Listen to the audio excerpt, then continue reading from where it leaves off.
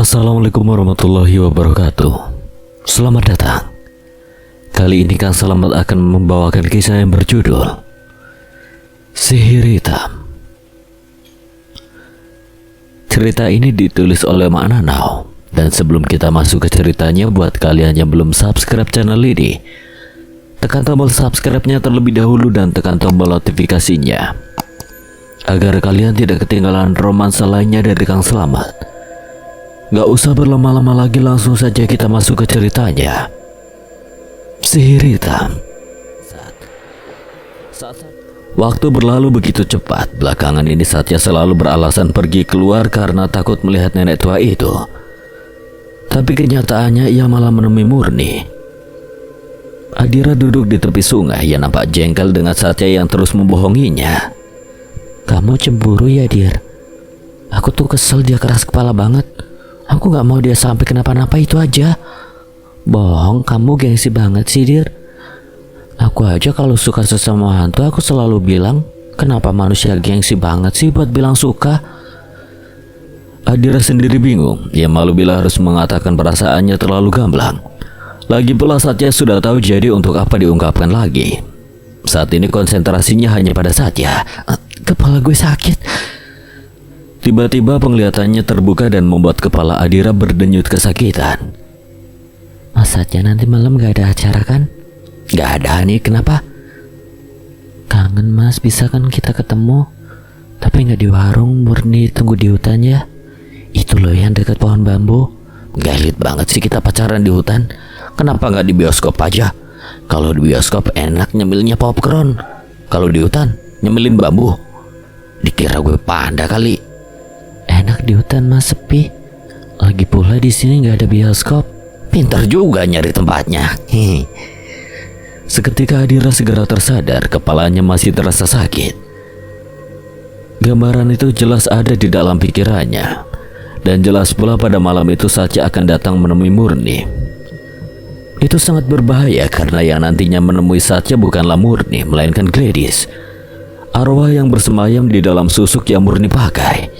Enggak, gue gak akan biarin Satya temuin Murni. Ada apa, Dir? Ada apa sama abang tampannya Lili? Satya dalam bahaya, Li. Dia masuk perangkap arwah Gladys.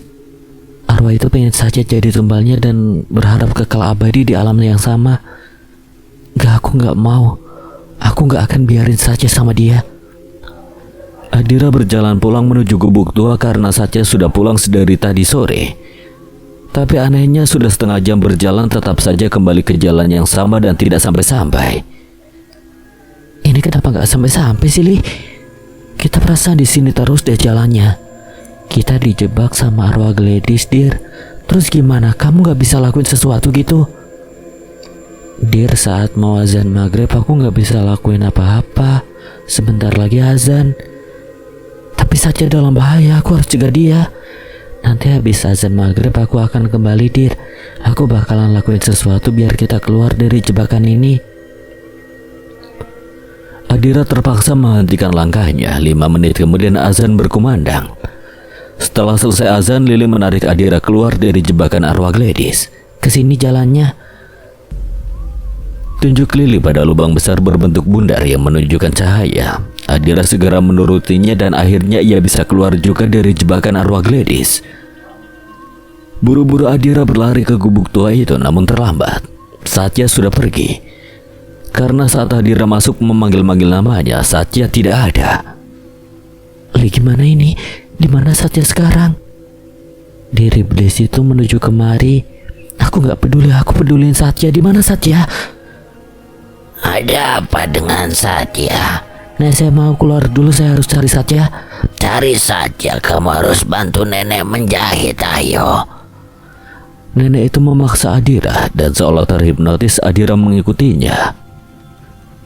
Lantas bagaimana dengan Satya?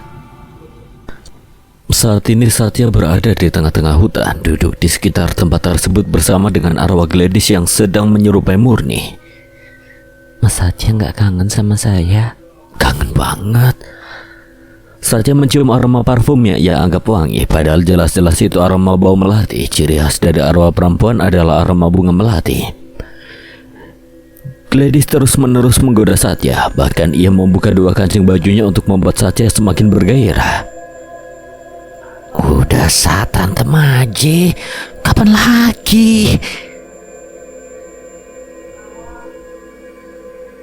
Kata setan jahat. Satya, inget Adira. Lu udah ingkar sama dia dan sekarang lu malah mau ngelakuin ini sama cewek lain. Weh, ngapain sih lu ikut pengaruhin dia? Lumayan tau enak. Gak usah ganggu kenyamanan orang dah. Otak lu cuci makanya pakai backlin. Ngeres terus. Goblok, kalau ngeres itu disapu bukan dicuci. Gigi lu cuci tuh. Satya jadi bingung harus pilih saran yang mana, tetapi karena Gladys terus menggodanya, ia jadi tidak tahan dan terpaksa mengikuti arahan dari setan jahat. Gue mau lu sekarang. Satya membuka satu persatu kancing baju murni dan mulai mengawali aksi bejatnya itu. Adira saat ini sedang membantu nenek tua itu menjahit, tapi bukan disuruh menjahit kain melainkan menjahit jari jemari nenek itu. Adira seperti terhipnotis, apapun yang nenek itu katakan Adira mengikutinya. Karena kamu akan menjahit tangan saya, maka saya membutuhkan kulit kamu. Ayo ambil kulit tanganmu dengan ini. Nang saja ukurannya tidak begitu panjang, jadi saya hanya meminta sedikit kulitmu untuk ditempelkan di jari jemari saya. Saat Adira mengambil cutter itu untuk menggoreskan ke tangannya sendiri, Lilis segera menghentikannya dan menyadarkan Adira. Adira tersadar dan melemparkan cutter itu lalu mundur perlahan. Lili berubah menjadi boneka yang mengerikan, jiwanya sedang marah membara. Tubuh yang semula hanya boneka kecil sekarang menjadi boneka raksasa yang menyeramkan, dengan mata yang melotot dan darah yang keluar dari kelopak mata.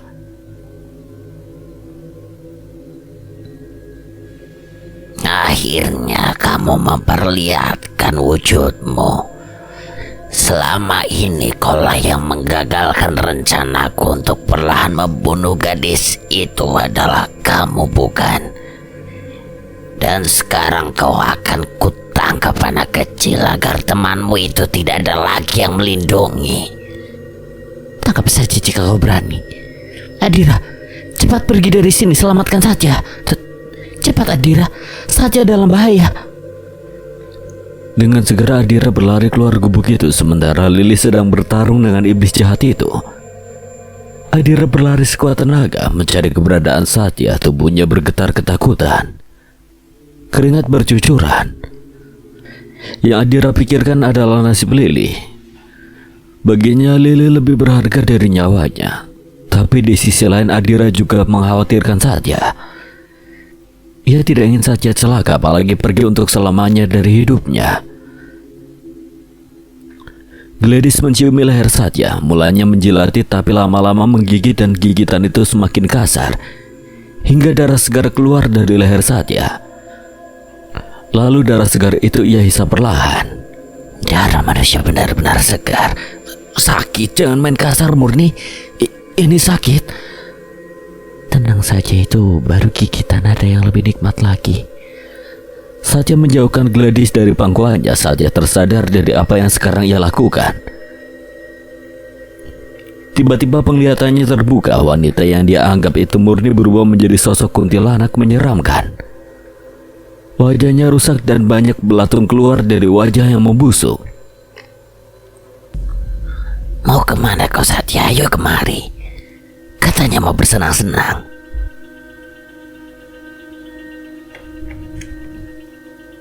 Kagak jadi, lu senang-senang dah tuh sama sejenis lu. Gue kagak mau. Gue ini manusia dan lu kuntilanak. Kalau gue malu begituan pasti nanti jadinya bayi bajang. Amit-amit. Pergi lu kun. Satya mundur ketakutan, tubuhnya gemetar takut. Kuntilanak itu terbang lalu mengejar Satya, tetapi Satya sekuat tenaga segera berlari. Berlarilah sekuat tenagamu, manusia bodoh. Gue gak bodoh, gue tampan. Tak sengaja tubuhnya menabrak seseorang, dengan terpaksa Satya menoleh, dan yang ditubruk itu pun menoleh. Adira, Satya. Keduanya bertemu lalu Satya memeluk erat Adira ketakutan. Maafin gue, Dir. Gue gak nurutin apa kata lo. Saat bukan saatnya bucin-bucinan, kuntilanak itu sekarang berada di depan kita. Tenang, Dir. Yalah, kuntilanak begini doang mah gampil. Yakin lo beneran?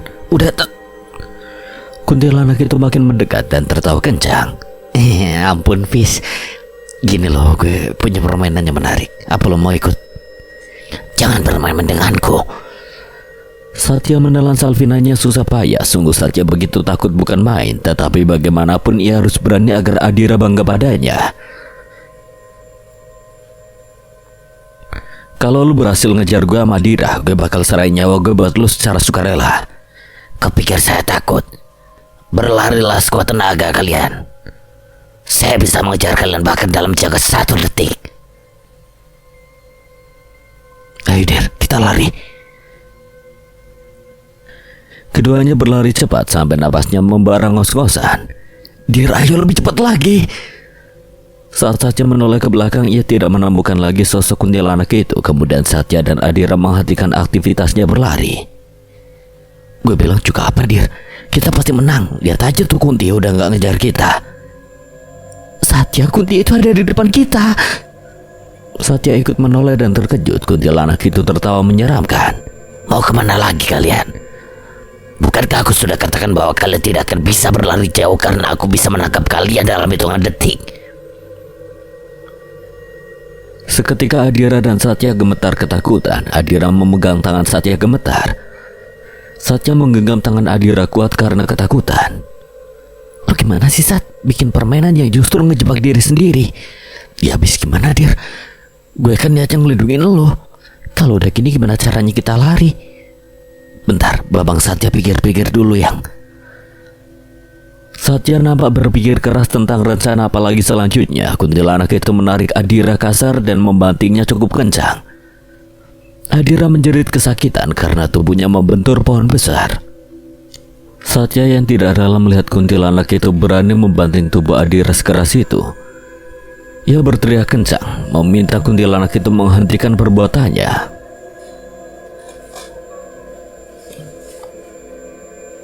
Berhenti. Jangan sakitin dia. Kalau lu mau nyawa gue, ya udah gue aja, jangan dia. Adira nampak lemah tak berdaya karena bantingan itu cukup keras membuat mulut Adira mengeluarkan darah segar. Tetapi gadis ini tetap kuat karena ini adalah resiko yang harus ia terima. Saat kuntilanak itu mencekik Satya sampai Satya kesakitan dan sulit bernapas, Adira mencoba mengalihkan kuntilanak tersebut. Kalau berani lu lawan gue. Kuntilanak itu menoleh pada Adira dengan mata yang membulat besar pertanda bahwa ia sangatlah marah. Ia menghentikan kegiatannya mencekik Satya lalu kemudian ia menghadapkan dirinya ke hadapan Adira. Rupanya kau masih berani menantangku. Gadis, aku tahu kalau sebenarnya kamu itu sosok yang baik. Kamu harus bisa keluar dari iblis jahat itu. Dia nguasain kamu buat jadi arwah yang jahat. Gadis manis, kau tidak akan bisa mengelabuiku. Aku tidak sedang mengelabuimu. Aku bicara fakta. Kalau kamu ingin tenang di alam sana, berhenti jadi budak nyanyi sihir. Gladys, kamu harus kembali ke alammu dengan tenang. Apa kamu mau melihat ibumu semakin menderita dengan kamu yang seperti ini? Ibu? Iya, Gladys. Ibu kamu masih hidup. Dia jadi wanita tak waras dan dibawa ke rumah sakit jiwa. Setiap hari dia menyebutkan namamu, berharap kamu berada di sampingnya dan memeluknya. Apa kamu tidak merindukan ibumu? Jangan ikuti dia, Gladys. Ibumu sudah tiada. Juga yang membunuhmu masih hidup. Mereka adalah orang-orang yang terlibat dalam pembunuhanmu. Dia bohong, Gladys. Ibumu masih hidup. Aku akan menunjukkan di mana ibumu, tetapi tolong lepaskan aku dan Satya. Satya ataupun aku tidak terkait dalam urusan pembunuhan itu. Yang membunuhmu sudah tertangkap pihak berwajib. Kamu tidak akan mendapatkan apa-apa dari membunuh Satya. Ia tidak akan hidup bersamamu di alammu. Iblis itu membodohimu, Gladys. Tidak. Jangan dengarkan dia, Gladys. kembali pada tujuanmu. Gladys semakin memperlihatkan wajah marahnya. Iblis itu mempengaruhi Gladys dan terus-menerus memutar pikiran Gladys, hingga Gladys menjadi arwah yang mengerikan. Seketika Gladys yang wujudnya menjadi kuntilanak kini berubah menjadi sosok tinggi besar seperti raksasa, dengan mata yang merah dan tawanya yang menggelegar. Lepaskan Gladys dari perangkapmu, iblis jahat. Sementara di sana Satya nampak lemah karena lehernya terasa sangat sakit hingga membuatnya sulit berbicara. Saya tidak akan melepaskannya. Dia adalah budak saya dan selamanya akan menjadi budak saya. Kalau kamu tidak mau melepaskannya, maka aku yang akan melepaskanmu paksa darinya. Silakan saja jika kamu berani. Ya Tuhan, bantu aku untuk bisa mengalahkan iblis ini. Kamu tidak akan bisa mengalahkan aku, manusia bodoh. Adira terus mengucapkan doa. Ia memberanikan diri membaca doa-doa yang ia ketahui bisa mengusir iblis yang berada dimanapun dan sejahat apapun, karena tidak ada kekuatan yang lebih besar selain kekuatan doa. Tiba-tiba sosok baik yang selama ini melindungi Satya kini berada di samping Adira, membantu Adira menghadapi iblis itu. Tidak ada kekuatan yang lebih besar dari kekuatan Allah. Mundurlah, nak, biar kakek yang bertarung dengan iblis jahat itu. Adira mengangguk paham. Ia segera mengangkat tangannya untuk berdoa sesuai keyakinannya. Sementara sang kakek berdiri di hadapan iblis jahat itu dengan memegang tasbih yang selalu menjadi kekuatannya. Tidak ada sesuatu apapun yang ada kecuali dia adalah ciptaan Allah Azza wa Jalla yang berasal dari kehendak Allah Subhanahu wa Ta'ala. Kembalilah ke asalmu, iblis terkutuk. Kakek membacakan zikir dan doa-doa tertentu. Adira membantu di belakang membaca doa yang sesuai dengan keyakinannya. Angin berembus semakin kencang. Iblis itu nampak kepanasan. Iblis itu terus berteriak sekeras mungkin, tetapi Adira perlu mempererat kekuatan doanya agar tidak goyah. Seketika angin itu berhenti. Wujud iblis itu telah tiada. Adira membuka matanya perlahan. Kakek yang menjadi pelindung Satya pun menghilang. Kini yang ada di hadapannya hanya arwah Gladys yang sesungguhnya.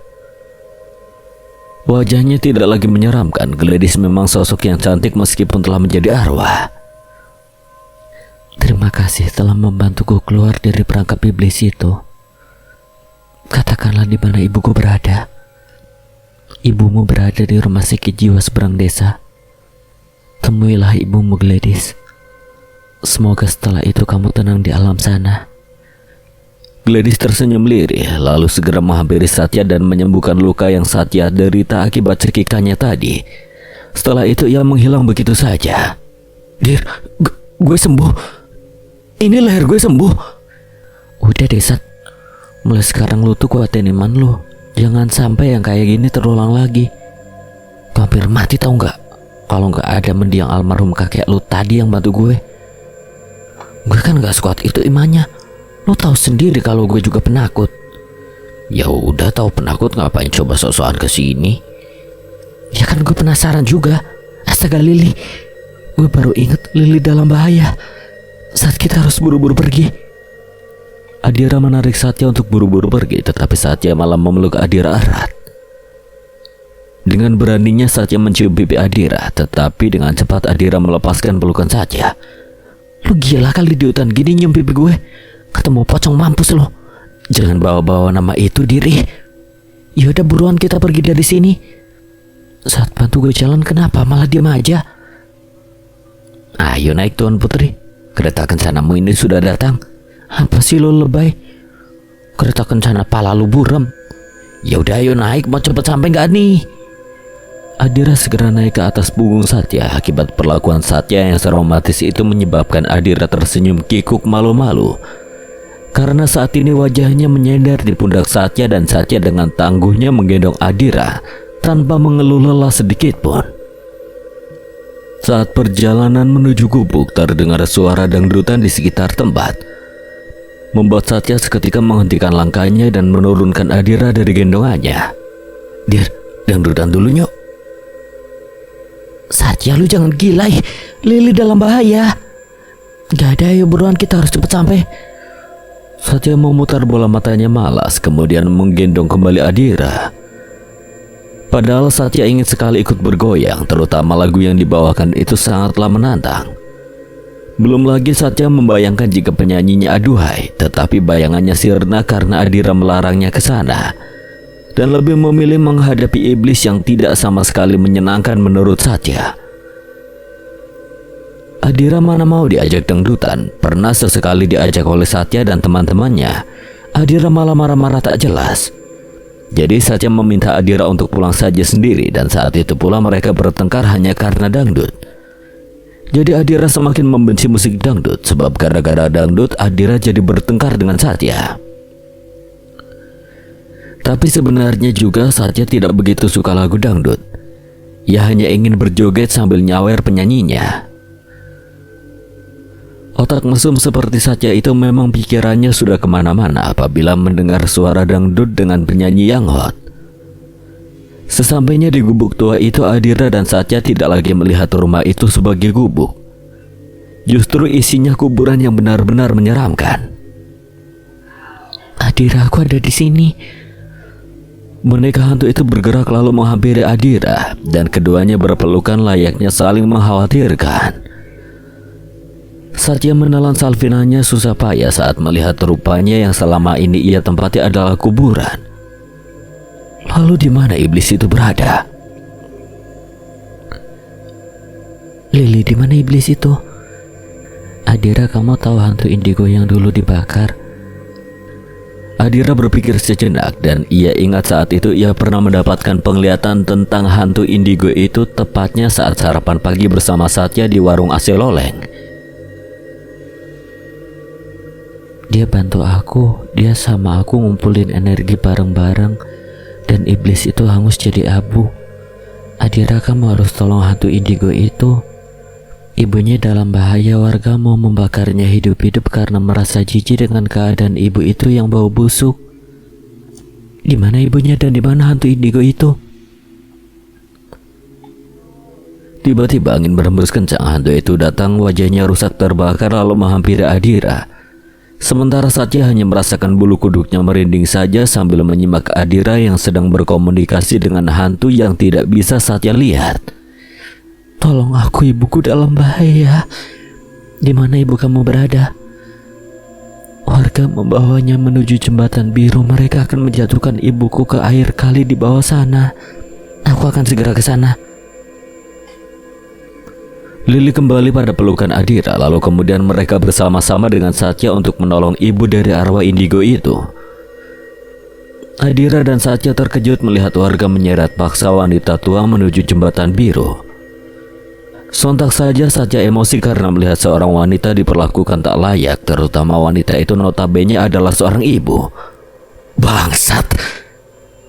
Dengan cepat Satya menghampiri warga setempat yang sedang menarik-narik paksa wanita tua itu.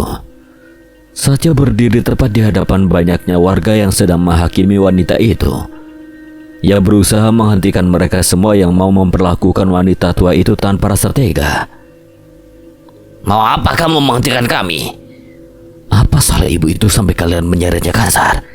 Dia ini bau busuk dan benar-benar membuat kami semua mual. Lebih baik dia menuju alam baka, setidaknya kami membantunya bertemu anaknya. Adira menggelengkan kepalanya tak percaya dengan ucapan yang keluar dari salah satu warga itu. Mengapa masih ada orang yang tak punya hati seperti itu? Apakah ia tidak dilahirkan dari seorang ibu? Apakah tubuhnya turun begitu saja dari atas langit? Sungguh desa Ciputat benar-benar memprihatinkan.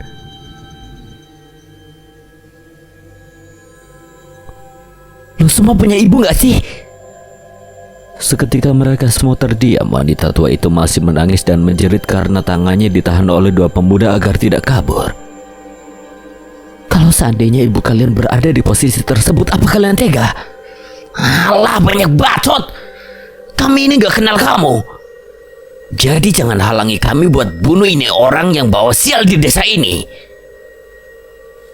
Dengan cepat warga setempat menyeret kembali wanita tua itu. Satya tidak bisa menghentikan segerombolan warga itu. Adira segera menghampiri Satya. Ia nampak cemas dengan nasib ibu itu.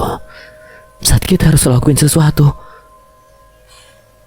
Gue gagal berhentiin mereka, gue sendiri. Sedangkan mereka banyakan. Adira, boleh aku masuk ke dalam tubuh kamu? Ucap bantu indigo itu meminta izin terlebih dahulu. Sebut saja namanya Alisa.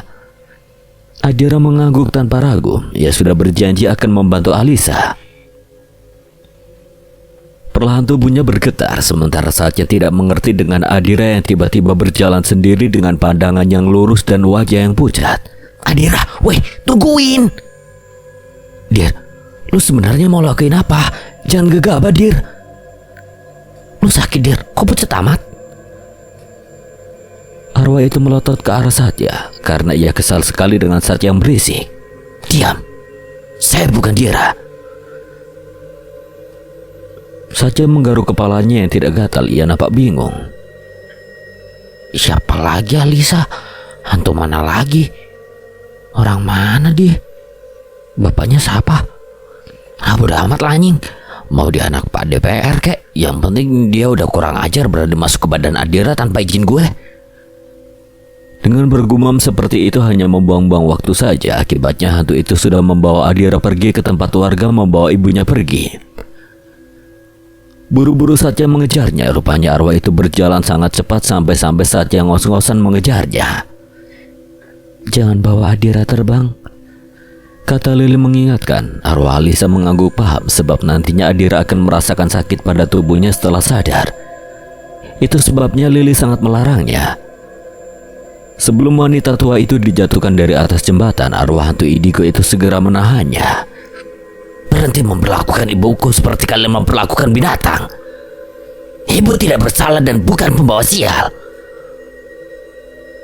Oh, jadi itu hantu indigo.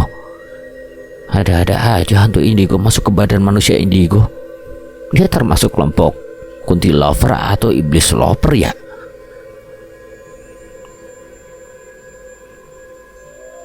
Hei Nona Manis, kami tidak mengenal Anda siapa dan Anda tiba-tiba datang lalu menghentikan kami. Siapa Anda? Kalian lupa siapa aku? Aku Alisa yang kalian bakar hidup-hidup. Lalu kalian buang aku ke sungai begitu saja. Seketika warga yang hendak berbuat hakim itu melohok tak percaya dengan apa yang mereka lihat di hadapannya. Namun sedetik kemudian salah satu dari mereka tertawa terbahak-bahak. Kamu ini sudah gila. Alisa sudah mati dari beberapa tahun lalu. Nyi Sihir bilang arwahnya sudah ia musnahkan. Dia tidak bisa menghancurkanku. Lepaskan ibuku atau kalian semua akan celaka. Dengan cepat hantu indigo itu memperlihatkan kekuatannya dengan cara mendorong banyaknya warga itu sampai terpental. Dan dengan cepat ibunya memeluk Alisa. Warga yang berbuat onar itu segera berlari terbirit-birit ketakutan.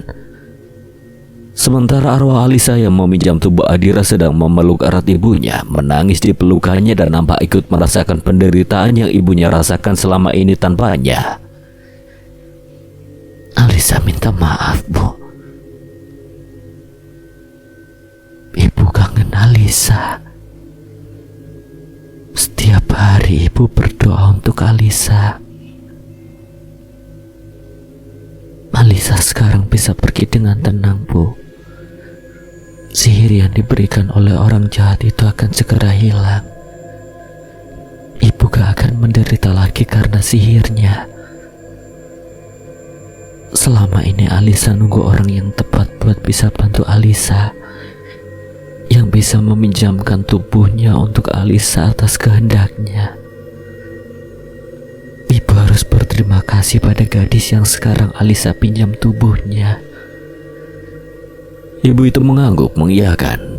Arwah Alisa tersenyum lirik dan mengusap air mata yang keluar dari kelopak mata ibunya. Jangan nangis lagi, Alisa akan bantu ibu sembuh. Alisa mengeluarkan energinya untuk menghilangkan sihir yang dikirim Nyi Sihir untuk ibunya. Beberapa saat kemudian luka bernanah yang berada di sekitar tangan juga kaki ibunya menghilang. Dan baunya memudar hingga tidak lagi tercium aroma bau busuk. Satya nampak terharu melihat Alisa dan ibunya yang harus terpisahkan karena alam yang berbeda. Alisa bisa pergi dengan tenang, Bu. Ibu harus janji sama Alisa ya kalau ibu harus bahagia. Gak boleh sedih terus. Alisa sayang ibu. Perlahan kekejaman di desa Ciputat akan sirna karena gadis yang sekarang Alisa pinjam tubuhnya pasti akan menghentikan kejahatan Nyi Sihir itu. Alisa pergi, Bu. Jaga diri baik-baik ya. Seketika tubuh Adira melemah dan ibu itu melepaskan pelukannya. Alisa tersenyum lirik ke arah Adira dan juga Lili lalu mengucapkan terima kasih, kemudian ia segera menghilang pergi. Terima kasih telah membantu saya dan anak saya. Kamu gadis yang baik. Sama-sama, Bu. Apa saya boleh minta beberapa info dari ibu tentang Nyi Sihir? Sepertinya ibu tahu banyak. Baik, ikutlah bersama saya. Adira dan Satya segera mengikuti wanita tua itu menuju tempat tinggalnya. Rupanya ibunya Alisa menempatkan diri di rumah kecil sekitar desa. Duduk dulu.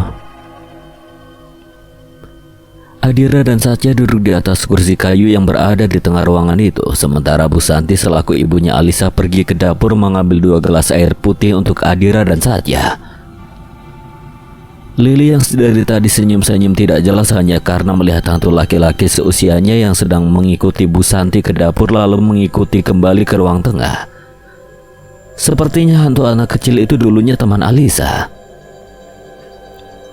Lili, kenapa kamu senyum-senyum gitu?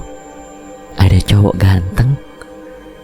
Adira mengerti setelah melihat pandangannya pada hantu laki-laki yang sekarang duduk di samping Bu Santi. Namanya Lutfi, dia hantu yang dulunya menemani Alisa. Sama seperti kamu yang berteman dengan hantu. Alisa juga berteman dengan Lutfi dan Lutfi memang sekarang menemani saya di sini. Hanya saja saya tidak memiliki kemampuan seperti anak saya Alisa. Saya hanya bisa merasakannya. Centil banget sih Lili, tapi nggak apa-apa lah, bagus. Bawa balik aja si Lutfi biar kagak gangguin gue terus, Dir. Apaan sih? Maaf ya Bu, emang teman saya satu ini agak sinting. Loh, sinting sih, Dir? Serius kan si Lili suka gangguin gue? Lu sering cerita kalau Lili bilang gue abang ganteng kan? Nah, kan sekarang ada hantu siapa tadi? Lutfi itu. Bawa aja balik, Dir. Dia itu punya Alisa, jangan ngadi-ngadi lu. Kalian kesini untuk mencari tahu siapa Nyi Sihir kan? Desa ini sudah beberapa kali didatangi oleh orang-orang yang penasaran dengan apa yang terjadi di desa ini. Tetapi kebanyakan dari mereka hilang entah kemana saat mau mendatangi Nyi Sihir. Bahkan Nyi Sihir bisa mengetahui keberadaan kalian saat baru pertama kali menginjakkan kaki ke desa ini. Ia bisa tahu siapa kalian dan tujuan kalian. Satya dan Adira malah tak percaya. Ia benar-benar tidak menyangka bahwa keberadaannya dan juga Adira sudah diketahui terlebih dahulu. Bu, kenal sama nenek tua yang bawa kami ke gubuk nggak? Setiap yang datang ke sini pasti awalnya dibawa iblis itu ke kuburan yang terlihat oleh mereka seperti gubuk tua. Ada yang selamat kabur, bahkan ada juga yang tewas mengerikan. Itu hanya permainan dari Nyi Sihir yang bersekutu dengan iblis itu, agar mereka tidak sanggup berada di desa dan menghentikan kekejaman yang ada. Tapi saya salut dengan kalian yang berhasil memusnahkan iblis itu. Hei Bu Tua, itu aku dan Alisa yang menghabisinya, bukan Babang Satya yang ganteng dan bukan juga Adira yang keras kepala. Hah? Iya bu, saya kan emang hebat. Jangankan memusnahkan iblis bu, memusnahkan cowok-cowok yang nyoba deketin Adira aja saya paling jago. Ucap saja berbangga diri membuat Lili semakin jengkel jadinya.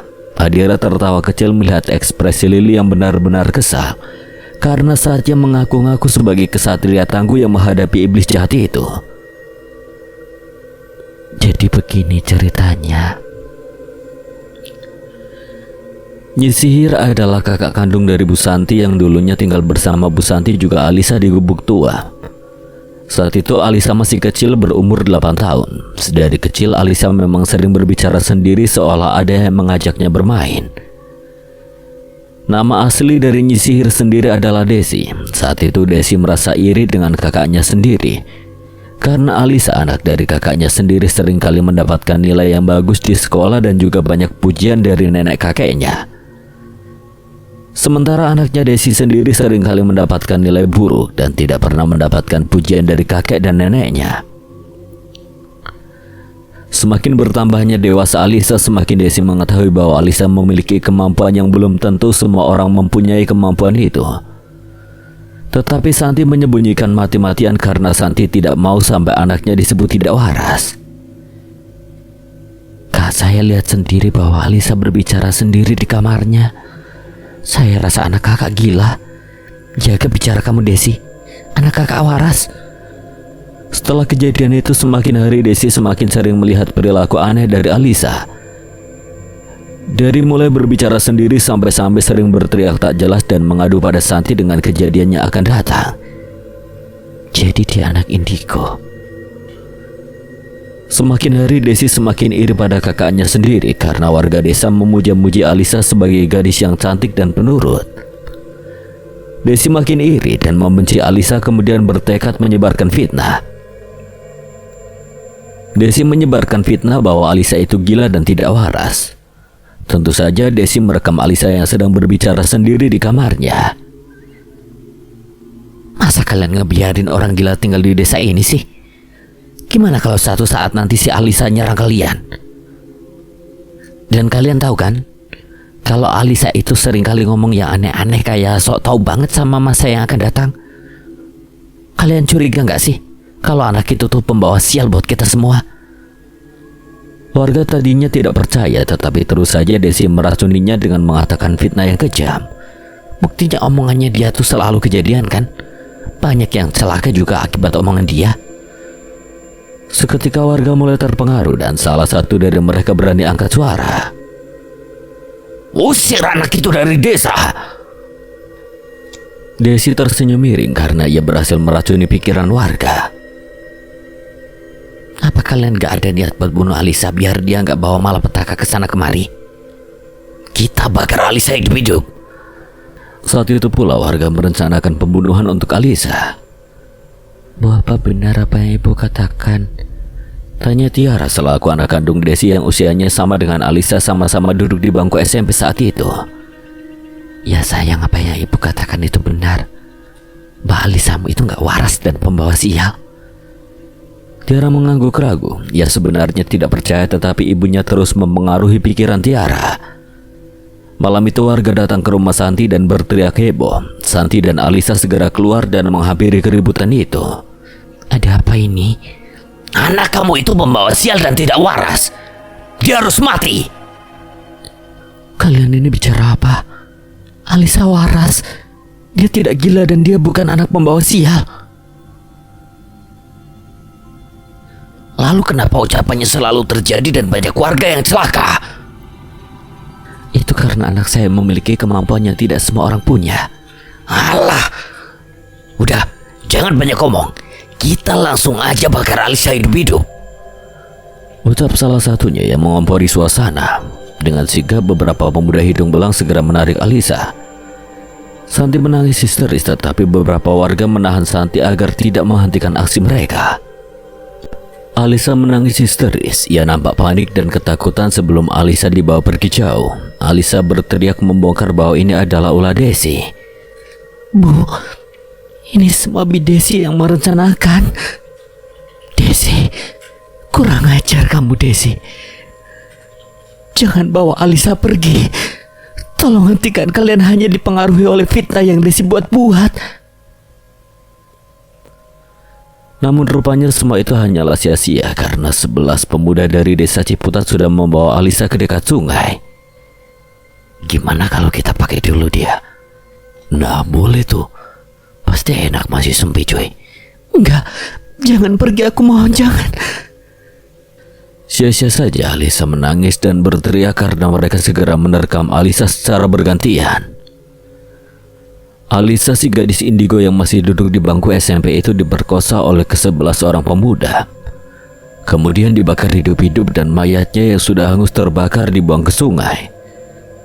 Tanpa sedikit pun rasa berdosa dari mereka, mereka tertawa terbahak-bahak layaknya puas dengan apa yang mereka perbuat, tanpa berpikir bahwa perbuatannya akan menjadikan malapetaka untuk mereka semua. Saat itu juga Desi merasa puas. Santi dan Desi sempat berdebat hebat karena Santi mengusir Desi untuk keluar dari rumah. Kenapa kamu lakuin ini semua sama kakakmu sendiri, Desi? Karena saya tidak pernah mendapatkan keberuntungan seperti kamu, Kak. Kamu selalu dipuji-puji oleh ibu dan ayah, dan banyaknya warga yang kagum dengan anakmu, sementara anakku selalu menjadi bahan ejekan orang karena tidak sepintar anakmu. Orang tua kita pun lebih menyayangi kamu dan anakmu ketimbang aku dan anakku. Santi menampar Desi cukup keras. Keterlaluan kamu, Desi. Kamu sudah membuat anak kakak tewas saja karena pikiran kotormu itu. Ayah dan ibu kita menyayangi anak-anaknya. Mereka juga menyayangi cucu-cucunya, tidak membedakan satu sama lain. Lebih baik kamu pergi sekarang dari rumah ini sebelum saya membunuh kamu untuk menggantikan nyawa anak saya. Saya pastikan kakak akan menyesal. Ancam Desi, lalu kemudian menarik Tiara agar ikut bersamanya, tetapi Tiara menolak mentah-mentah. Tiara mau sama Mbak Santi aja, Tiara gak mau sama ibu. Ibu jahat. Ibu udah fitnah Mbak Alisa dan sekarang Tiara kehilangan Mbak Alisa. Oke, kalau memang kamu mau hidup miskin dengan Mbak Santi, silakan. Dasar anak durhaka. Saya akan membalaskan semua ini. Dan sejak saat itu juga Desi, adik saya, berguru ilmu hitam ke tempat yang jauh dari desa. Bahkan anaknya sendiri menjadi tumbal. Lalu setelah itu ia kembali ke desa ini untuk membuka praktek ilmu hitam di sini dan menghasut para warga agar terjerumus ajaran sesat. Semenjak itu desa ini dijuluki desa sihir karena banyaknya orang yang melakukan santet, pesugihan, pasang susuk, dan hal-hal yang berbau kesesatan. Saya sudah berusaha menghentikannya, tetapi justru ia mengirimi guna-guna pada saya. Sampai warga merasa jijik dengan keadaan saya. Adira dan Satya melohok tak percaya dengan apa yang mereka dengar. Untung saja Satya sudah merekamnya lewat kamera, agar itu bisa menjadi bukti nyata bahwa ceritanya Adira buat adalah nyata. Lalu Bu, kenapa sekarang Mbak Desinya gak ada di sini? Dan kenapa semua orang menyebutnya Nyi Sihir? Dia tinggal di atas pegunungan untuk lebih leluasa mungkin. Dan banyak juga yang setiap kali ada orang baru datang ke pegunungan itu untuk camping dan sebagainya, beberapa dari mereka hilang. Mungkin alasan Desi pindah ke pegunungan itu agar mudah mencari tumbal. Dia disebut Nyi Sihir karena memang pekerjaannya sebagai penyihir. Wah, parah nih. Nggak bisa dibiarin si Nyi Sihir itu. Pantes saja pertama kali gue ke desa ini banyak keanehan-keanehan. Dari mulai orang gendong tuyul, terus orang kena santet, terus yang pasang susuk, dan gue hampir mati gara-gara setan susuk sialan itu. Iya bener, Sat. Nggak bisa dibiarin, kita harus temuin Nyi Sihir. Nemuin dia? Jangan gila lu. Bisa-bisa kita jadi tumbal. Kagak mau gue. Ayolah yang kita pulang yuk. Loh, tadi kan lu yang bilang gak bisa dibiarin. Ya kan kita bisa berdoa aja, Dir, biar dia tobat. Gue gak mau mati konyol di sana, Dir. Satya, kita gak akan kenapa-napa. Satya hanya mengendur sebal. Memang sulit sekali membuat Adira paham bahwa Satya benar-benar takut keduanya celaka. Gadis itu memang keras kepala. Jadi kalian mau pergi ke sana, tetapi jaraknya sangat jauh. Kalian harus melewati hutan yang gelap dan membutuhkan waktu beberapa hari untuk sampai ke atas sana. Itu sangat berbahaya. Tuh kan Dir, ayolah kita balik aja. Ayo sayang yuk. Kali ini lu harus nurut sama gue ya Dir. Ini demi keselamatan kita berdua. Saya yakin, Bu. Satya menepuk jeda jenuh. Terpaksa Satya harus menuruti apa yang Adira mau. Baiklah, saya harap kalian selamat dan bisa menghentikan kekacauan di desa ini. Untuk sementara kalian menginap dulu di sini, nanti subuh kalian bisa berangkat ke sana. Oh ya, saya akan menyiapkan banyak makanan untuk kalian nanti di sana. Terima kasih banyak, Bu. Untuk saja kamu tidur di ruang tengah dan Adira tidur dengan saya ya. Bu, saya mau di sini dulu ya, nanti saya segera masuk kamar kok. Izin Adira, Bu Santi mengangguk mengerti lalu segera pergi. Sementara Lili mengejar hantu tampan itu untuk berkenalan di tempat lain. Kini di ruang tengah hanya ada Satya dan juga Adira. Kenapa keras kepala banget sih? Lu kan udah janji bakalan nemenin kemanapun gue pergi kan? Ya tapi itu kan berbahaya Dira. Kayak baru aja nemenin gue ke tempat bahaya. Tapi ini lebih bahaya dan paling berbahaya daripada petualangan horor sebelumnya Dir. Saat sedang berdebat kecil, ponsel Adira bergetar. Akhirnya ada sinyal juga. Adira gembira lalu melirik siapa yang mengirimnya pesan chat. Satya mengintip. Rupanya Sandi yang mengirim Adira pesan chat. Sandi itu selain teman sefakultas Adira dulu, ia juga kebetulan seorang penerbit buku terkenal dengan nama perusahaan Alex Media yang kebetulan selama ini menerbitkan buku novel horor Adira. Si Sandi. Masuk kamar dah sana. Chattingan di kamar. Gak usah depan gue kayak gitu.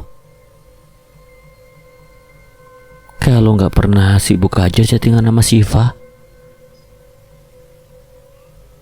Dia mantan gue dan lu kenal dia. Bahkan tiap kali ketemu Siva lu selalu ikut. Beda sama si Sandi. Lu sering ketemu.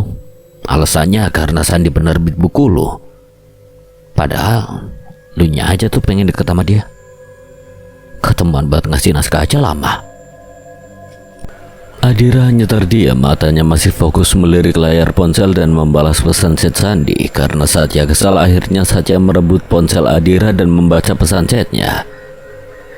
Oh, jadi nanti mau antar si Sandi nyari kado buat nyokapnya. Ya ampun Satya, lo lebih banget sih. Kayak gak kenal si Sandi aja. Dia kan penerbit buku-buku gue. Ya wajar lah kalau sesekali gue temenin dia cuma buat nyari kado mamahnya. Ya udahlah Dir, gue paham sih status lu sama gue cuma sahabatan, jadi gue gak bisa larang. Dengan cepat Satya bangkit dan pergi keluar dari rumah itu, duduk di balik depan sambil merokok. Hatinya sesak. Ia merasa kesal dengan Adira yang merespon Sandi setiap kali Sandi mengirimi pesan chat walaupun hanya sekedar membahas soal buku. Tapi Satya tahu bahwa Sandi menyukai Adira. Saat lo salah paham, gue cuma temenan sama Sandi.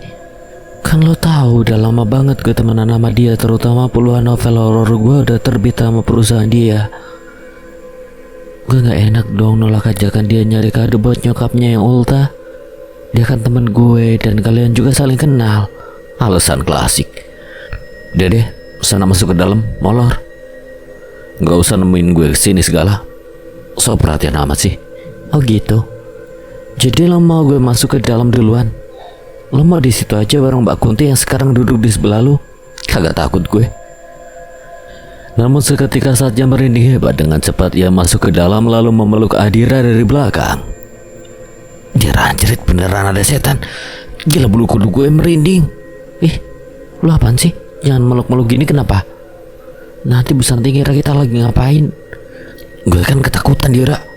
Oh, lu maunya dipeluk Sandi? Seketika Satya melepaskan pelukannya dari Adira. Adira menarik nafas perlahan lalu menghembuskannya kasar. Satya ini benar-benar pencemburu yang hebat. Lu boleh peluk gue kapanpun, tapi di tempat yang tepat, Satya. Adira mencolok hidung Satya gemas. Lucu sekali pria itu jika sedang cemburu. Mau tidur duluan ke kamar apa mau chattingan sama si Sandi? Mau tidur ayang Satya, kan mending mimpiin lo daripada chattingan sama si Sandi. Lagian lo lebay banget. Gue cuma balas iya doang ke dia, lo cemburu berlebihan. Udah jago ya ngegombalnya. Satya mencubit pipi Adira gemas. Satya sakit, lepasin. Adira lalu menginjak kaki Satya dan kabur pergi ke kamar. Sebelum masuk kamar, Adira masih sempat-sempatnya memeletkan lidahnya seraya meledek Satya yang menjerit kesakitan. Awas lo kena nanti sama gue. Gak takut deh. Dasar cewek barbar. Tepat pada pukul 4.50 pagi, kini Adira dan juga Satya bersiap-siap untuk pergi ke pegunungan. Hati-hati ya nak. Ini ibu siapkan bekal makanan untuk kalian berdua, juga beberapa cemilan dan air mineral. Ibu juga mempersiapkan garam, kapur halus, juga daun kelor. Gunanya agar nanti jika kalian melihat makhluk halus ini bisa membantu kalian. Tenang aja, itu garam, kapur dan juga daun kelor sudah ibu jampi dengan doa. Jadi yang kalian percayai adalah doanya. Dan ini peta tempatnya sihir itu berada. Jangan sampai kalian salah arah.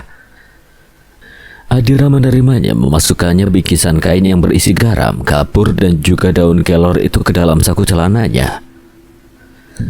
Sementara makanan dan air mineral ia masukkan ke dalam tas ransel miliknya. Makasih banyak ya Bu. Bu, kayaknya nggak akan cukup deh makanan segini. Si Adira itu makannya banyak Bu, gembul. Bisa-bisa saya yang kelaparan. Astagfirullah Dira, kamu jangan solimi. Ibu hanya ada makanan segitu, maaf ya. Gak apa-apa Bu, si Satya emang kagak tahu diri. Udah dikasih malah ngelujak pula. Buru-buru keduanya pamit. Lili nampak bersedih karena harus berpisah dengan Lutfi. Pasalnya mereka sudah berkenalan dan semalam asik bercandaria. Dia ada Lutfi, nanti kalau kita jodoh kita ketemu lagi ya, ucap Lili sambil melambai-lambaikan tangannya seolah berpamitan pada Lutfi. Lutfi ini hantu yang jutek, jadi ia hanya tersenyum saja saat melihat Lili yang harus pergi. Kita berangkat ya Bu. Assalamualaikum. Waalaikumsalam, hati-hati kalian. Adira dan juga Satya tersenyum lirih lalu segera berlalu pergi. Satya segera memasuki mobilnya bersama dengan Adira yang menyusul masuk. Perjalanan menuju tempat pegunungan tinggi itu memerlukan waktu yang lumayan, dan saat berada di pegunungan mereka harus berjalan kaki untuk sampai ke atas sana. Di tengah perjalanan beberapa warga setempat sedang mengangkat keranda yang rupanya ada yang baru meninggal. Siapa itu yang meninggal, Dir? Bentar. Murni. Hah? Murni? Iya, dia kena batunya sendiri gara-gara pakai susuk. Jadi meninggalnya juga mengerikan. Amit-amit ya Allah. Untuk calon masa depan gue udah cantik dari lahir, jadi gak usah pakai susuk-susukan. Siapa calon masa depan lo? Kamu, Ayang. Idih. Adira tertawa geli mendengar apa yang Satya katakan itu. Ya, meskipun pada kenyataannya Adira memang cantik dari lahir, tapi jika Satya yang mengatakan itu, Adira kan jadi malu rasanya. 2 jam lamanya menempuh perjalanan, akhirnya sampai di pegunungan. Satya memarkirkan mobilnya di pinggiran. Gue harap kita bakalan selamat dan kembali ke tempat parkiran mobil ini. Terus kita bisa buru-buru balik ke rumah. Kita pasti balik ke rumah, Dir. Selama lu sama gue mah aman. Setan-setan takut sama gue. Gue kan ganteng. Satya meyakinkan dan merangkul pundak Adira. Apa hubungannya setan takut sama lu karena lu ganteng? Ya udahlah Dir, tinggal akuin aja kalau gue ganteng. Gue ganteng kan? Iya ganteng. Ganteng aja apa ganteng banget? Ganteng aja sih. Emang ada yang lebih ganteng dari gue? Ada. Siapa? Bokap gue lah. Satya tertawa lirih mendengar jawaban Adira. Jika sudah seperti itu, skakmat sudah untuk Satya menjawab lagi perkataan Adira. Keduanya segera memulai mendaki puncak gunung itu. Lili bertugas untuk menjaga Adira dan Satya dari mara bahaya. Jadi Adira benar-benar memeluk Lili agar tidak sampai lepas. "Dir, ini apaan?" Satya menunjuk pada tulisannya berada di papan kecil. Kayaknya ini bekas yang camping gitu deh. Jadi nentuin arahan. Tapi coba bentar gue lihat peta dulu, benar nggak jalannya ke situ. Adira segera merogoh tas ransel miliknya mencari peta yang Bu Santi berikan. Tapi peta itu tidak ada di dalam tas. Adira nampak cemas. "Kenapa, Dir?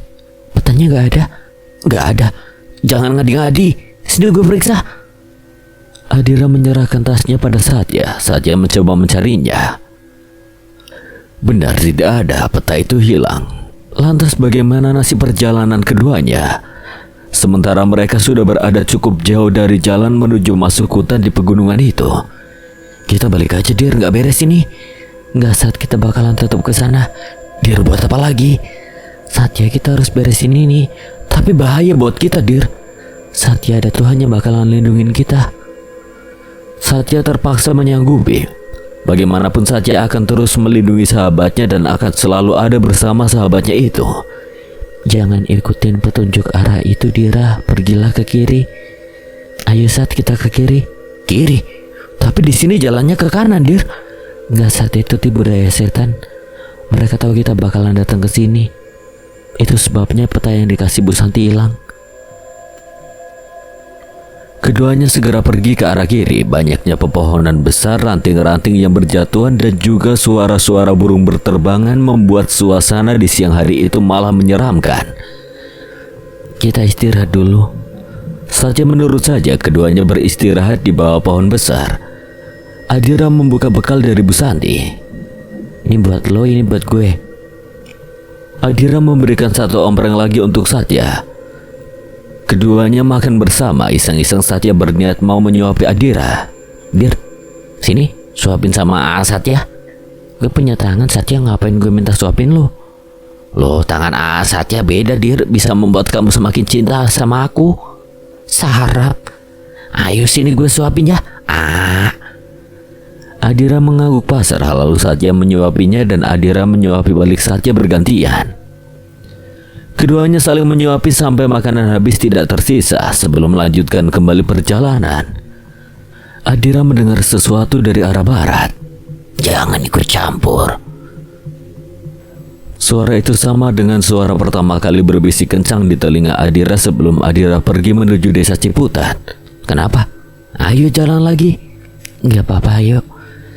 Adira tidak mungkin mengatakannya pada Satya. Takut-takut Satya keburu ngacir duluan sebelum tujuannya selesai. Semakin jauh perjalanan, semakin larut gelap langit-langit di atas sana.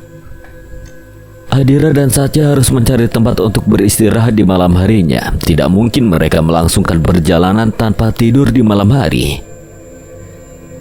"Saat kita bermalam di sini aja ya, tempatnya nggak begitu serem sih." "Gue di mana aja selama lu?"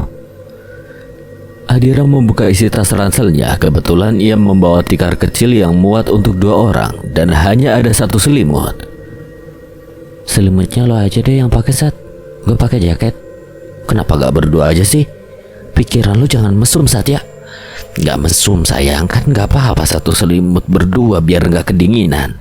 "Lo aja yang pakai, gue kan pakai jaket tebel jadi gak akan kedinginan." "Kamu aja yang pakai, Dir. Nanti kalau masih kedinginan jangan sungkan-sungkan ya, 1 selimut berdua." Satya mengumpulkan ranting-ranting kecil untuk membuat api unggun. Sementara Adira melirik-lirik ke kanan kiri, samping dan juga belakang. Adira merinding ketakutan dari tadi, tetapi tidak ada makhluk yang ia lihat. "Saat gue ngantuk." "Ya udah, bubuk duluan, gue bentar lagi beres. Nanti udah ini baru tidur." Adira segera berbaring di atas tikar kecil itu. Ia memejamkan matanya perlahan. "Adira, bangun, kamu itu ditaburin pasir sama jin biar tidur. Ayo bangun, Dir. Bangun, Dira." Lili mencoba membangunkan Adira, tetapi Adira tetap saja tertidur pulas. Sementara Satya masih sibuk menyalakan api unggun, tiba-tiba seorang perempuan cantik berjalan menghampiri Satya. Permisi. Satya, jangan kegoda, dia bukan manusia. Loh, mbaknya siapa ya? Ngapain di hutan malam-malam gini? Saya tersesat, Mas. Bisa saya antar ke sana sebentar? Kemana? Maaf, gak harus jaga cewek gue yang lagi tidur. Sebentar kok, Mas, itu lo cuma anterin sampai sana.